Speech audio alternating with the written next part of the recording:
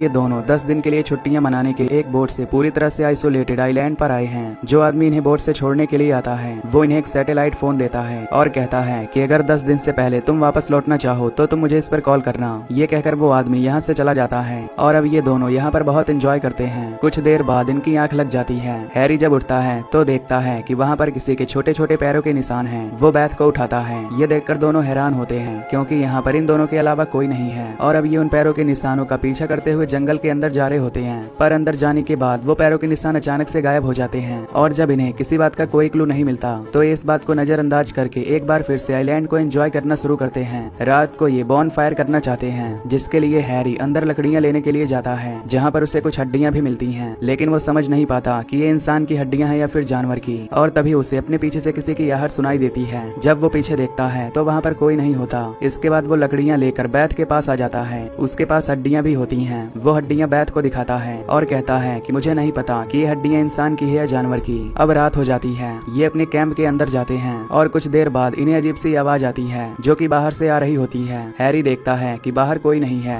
लेकिन वो जल्दी समझ जाता है कि जंगल के अंदर जो पेड़ हैं उन पत्तों की आवाज है। इसीलिए रिलैक्स होकर ये सोने के लिए चले जाते हैं। अगली सुबह दिखाया जाता है कि हैरी पानी में नहा रहा होता है। तभी बैथ उसे आवाज लगाती है और बाहर बुलाती है। बैथ कहती है कि देखो, किसी ने मेरे कपड़े पेड़ पर टांग दिए हैं। इसका मतलब ये है कि हमारे अलावा भी कोई आइलैंड पर है। ये दोनों जंगल के अंदर जाते हैं, लेकिन बहुत ढूंढने पर भी इन्हें यहाँ पर कोई नहीं मिलता, इसीलिए ये बाहर वापस आ जाते हैं। इसके बाद हैरी पानी में मछलियां पकड़ने के लिए जाता है। उसका पैर स्टोन फिश के ऊपर पड़ने वाला होता है। उसकी किस्मत अच्छी होती है कि हैरी देख लेता है, क्योंकि अगर स्टोन फिश के ऊपर उसका पैर पड़ जाता तो वो हैरी को डंक मार देती, जिससे आधे घंटे में उसकी मौत हो जाती। अब हैरी पानी से बाहर आ जाता है और तभी इन्हें जंगल के अंदर से किसी लड़की के रोने की आवाज आती है। ये दोनों जंगल के अंदर जाते हैं। कुछ दूर जाने के बाद इन्हें वहाँ पर एक केबिन दिखता है जो लॉक्ड होता है। हैरी उसे खोलता है और अंदर जाता है। बैथ भी उसके साथ जाती है, पर जल्द ही बैथ वहाँ से बाहर निकल जाती है। हैरी और अंदर जाता है जहाँ पर वो देखता है कि एक बेड है, यानी कि कभी कोई इसके अंदर रहा करता था। हैरी देखता है कि वहाँ पर दीवारों पर अजीब से चित्र बने होते हैं जिसमें एक लड़की भाले से किसी को मार रही होती है। तभी बाहर से बैथ की आवाज आती है। हैरी बाहर जाता हुआ देखता है कि वहाँ पर किसी की कब्र है, यानी कि यहाँ पर किसी को दफनाया गया था जिसका नाम कोरल था।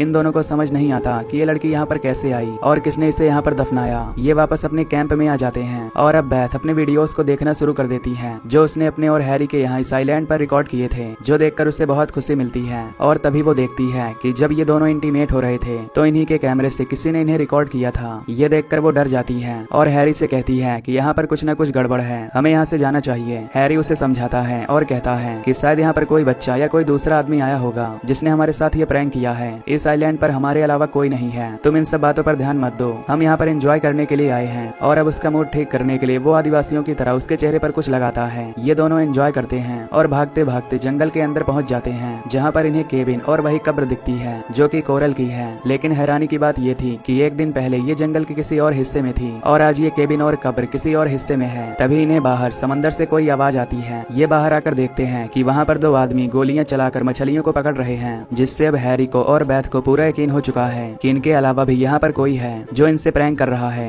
रात को अपने कैंप के अंदर सो जाते हैं और एक बार फिर से जंगल के अंदर से इन्हें किसी के रोने की आवाज आती है। हैरी वहाँ पर अकेला जाना चाहता है, लेकिन बैथ को डर लग रहा था, इसीलिए बैथ भी उसके साथ जाती है। आवाज का पीछा करते हुए ये केबिन तक पहुँच जाते हैं। जब ये उसके अंदर जाते हैं तो वहाँ पर कोई नहीं होता, लेकिन इस बार इन्हें वहाँ पर एक बुक मिलती है जो खुली होती है। ऐसा लग रहा होता है कि शायद कोई इसे कुछ देर पहले पढ़ रहा था। बैथ बाहर देखती है जहाँ पर कोरल की कब्र को अब किसी ने ठीक कर दिया था। इन दोनों को लगता है कि सुबह जो दो लोग मछलियां पकड़ रहे थे ये केबिन उन्हीं का है और उन्होंने यहाँ पर कोरल की कब्र को ठीक किया है। लेकिन बैथ बहुत ज्यादा डरी हुई है। उसे लगता है कि कोई सोने के बाद इनके ऊपर नजर रखता है, इसीलिए वो हैरी से कहती है कि आज हम दोनों बाहर ही सोएंगे। ये दोनों बाहर सो जाते हैं और सुबह जब बैथ उठती है तो देखती है कि किसी ने जेलीफिश को बहुत बुरी तरह से मारकर वहाँ पर लटका रखा है। बैथ बहुत ज्यादा डर जाती है। वो हैरी से कहती है कि अब मैं यहाँ पर नहीं रुकना चाहती, हमें यहाँ से वापस जाना होगा। हालांकि 10 दिन के बाद जो आदमी इन्हें छोड़ने आया था वो अपने आप ही आएगा, लेकिन अब इनके पास सैटेलाइट से उसे कॉल करके बुलाने के अलावा कोई रास्ता नहीं है, क्योंकि इन्हें समझ में आ चुका है कि कोई तो है जो इन्हें परेशान कर रहा है। हैरी सैटेलाइट फोन अपने सामान में ढूंढता है, लेकिन उसे सैटेलाइट फोन नहीं मिलता। वो समझ जाता है कि एक दिन पहले जो दो लोग समंदर में मछलियां पकड़ रहे थे उन्होंने इनके सैटेलाइट फोन को चुराया है। उनकी बोट अब भी समंदर में है, जिसका मतलब ये है कि वो दोनों अब भी इसी आइलैंड पर हैं। हैरी कुछ दूर जाकर देखता है कि वो दोनों यहीं पर रुके हुए हैं। उसके साथ बैथ भी होती है। हैरी उनसे मदद मांगता है, लेकिन इन दोनों को इंग्लिश नहीं आती, जिसके बाद इन दोनों में से एक बैथ बैथ के साथ बदतमीजी करता है, जिस वजह से हैरी और उसके बीच में हाथापाई हो जाती है। पर बैथ बीच बचाव करके हैरी को यहाँ से ले जाती है। इन दोनों को समझ में आ चुका है कि सैटेलाइट फोन इन दोनों ने चुराया है, और जब वो दोनों समंदर के अंदर मछलियां पकड़ने के लिए जाते हैं तो हैरी उनका सामान चेक करता है, जहाँ पर उसे सैटेलाइट फोन नहीं मिलता।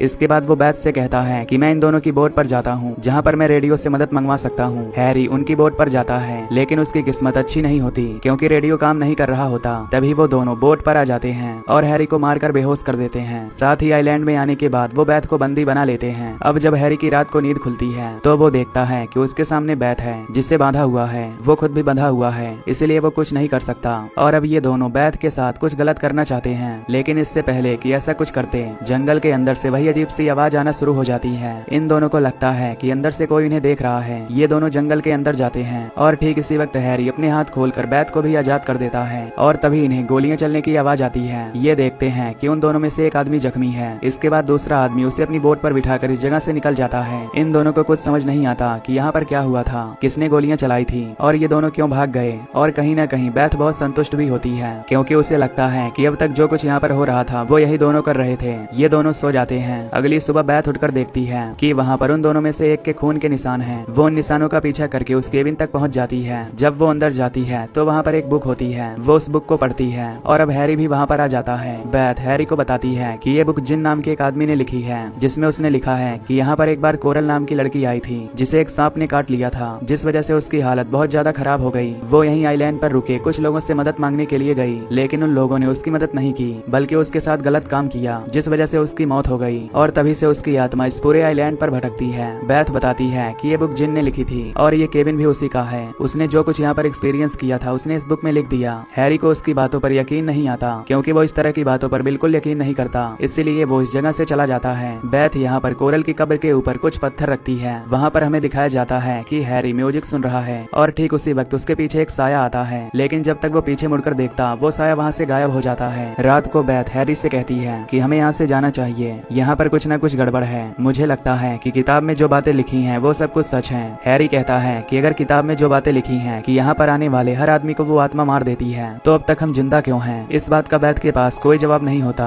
पर बैथ अब यहाँ पर बहुत ज्यादा डर चुकी है। रात को इन दोनों को एक बार फिर से एहसास होता है कि इनके आसपास कोई है, लेकिन इन्हें आसपास कोई नहीं दिखता। अगली सुबह बैथ कहती है कि हमें यहाँ से जाना होगा। इन दोनों को यहाँ पर 7 दिन बीत चुके हैं, और अब हैरी उसकी बात मान जाता है। ये देखते हैं कि ऊपर से एक प्लेन गुजर रहा है, इसलिए बहुत सारी लकड़ियाँ इकट्ठा करके जलाना चाहते हैं, ताकि अगर कोई प्लेन गुजरे तो उससे सिग्नल मिल जाए कि यहाँ पर कोई फंसा हुआ है। और जब ये ऐसा कर रहे होते हैं तभी इन्हें सैटेलाइट फोन के रिंग होने की आवाज आती है। हैरी उसका पीछा करते हुए जंगल के अंदर जाता है, जहाँ वो केबिन के पास पहुँच जाता है। वो केबिन के अंदर जाता है और फोन को उठाकर कॉल रिसीव करता है। दूसरी तरफ से किसी लड़की के चीखने चिल्लाने की आवाजें आ रही होती हैं, और फोन को नीचे फेंक देता है। पर एक बार फिर से फोन रिंग होता है, जिससे हैरी और भी ज्यादा डर जाता है। और ठीक उसी वक्त उसके पीछे एक लड़की आती है, जो कोई और नहीं बल्कि कोरल है। यानी कि किताब में जो बातें लिखी हैं वो पूरी तरह से सच हैं। कोरल हैरी को मार देती है, लेकिन इस बारे में बैथ को कुछ नहीं पता। अब भी वो उसका इंतजार कर रही होती है, और जब अंधेरा होने तक हैरी वापस नहीं लौटता तो वो खुद जंगल के अंदर जाती है। वो कोरल की ग्रेव के पास पहुंचती है, जहाँ पर ऊपर से रेड रंग का कुछ लिक्विड टपक रहा होता है, और वो ऊपर देखती है तो वहाँ पर हैरी को किसी ने मारकर लटका दिया होता है, जिस सदमे को वो बर्दाश्त नहीं कर पाती और बेहोश हो जाती है। सुबह जब उसकी आँख खुलती है तो देखती है कि कोरल की ग्रेव के ऊपर खून का एक कतरा भी नहीं है, न ही वहाँ पर हैरी की बॉडी है। वो भागकर बाहर आ जाती है। अब वो यहाँ से निकलना चाहती है, इसीलिए वो आग जलाने की कोशिश करती है, ताकि आग के सिग्नल से कोई इसकी मदद के लिए यहाँ पर आ जाए। तभी वो देखती है कि वहाँ पर किसी की ग्रेव है। वो समझ जाती है कि ये हैरी की ग्रेव है। उसके पास एक और गड्ढा खुदा हुआ होता है, जिससे वो समझ जाती है कि ये उसी के लिए है। तभी वो दूर एक साए को देखती है, जो पानी के ऊपर खड़ा होता है। वो उसकी तरफ भागती है, और ठीक उसी वक्त उसका पैर स्टोन फिश के ऊपर पड़ जाता है, जो उसे डंक मार देती है, जिसका मतलब कि वो आधे घंटे में मर जाएगी। और दूर कोरल का साया उसे देख रहा होता है। और अब बैथ को अपनी जिंदगी के आखिरी पलों में वो सभी पल याद आते हैं जो हैरी के साथ उसने इस आइलैंड पर बिताए थे, और जल्द ही उसकी मौत हो जाती है। अब 10 दिन बीत जाते हैं, और वो आदमी जो इन्हें इस आइलैंड पर छोड़ने आया था वो इन्हें लेने के लिए आता है। वो देखता है कि इनका सामान तो यहाँ पर है, लेकिन हैरी और बैथ कहीं नहीं है, इसलिए जंगल के अंदर वो इन्हें ढूंढने के लिए जाता है। वो उस केबिन तक पहुँच जाता है, जहाँ केबिन के अंदर उसे वही बुक मिलती है जिसमें कोरल के बारे में लिखा है। और ठीक उसी पल हम उसके पीछे एक साए को देखते हैं, जो कोई और नहीं बल्कि बैथ होती है, जिसका मतलब ये है कि कोरल की तरह बैथ भी अब इस आइलैंड पर लोगों को मारेगी। हमें दिखाया जाता है कि कोरल और बैथ की कब्र आमने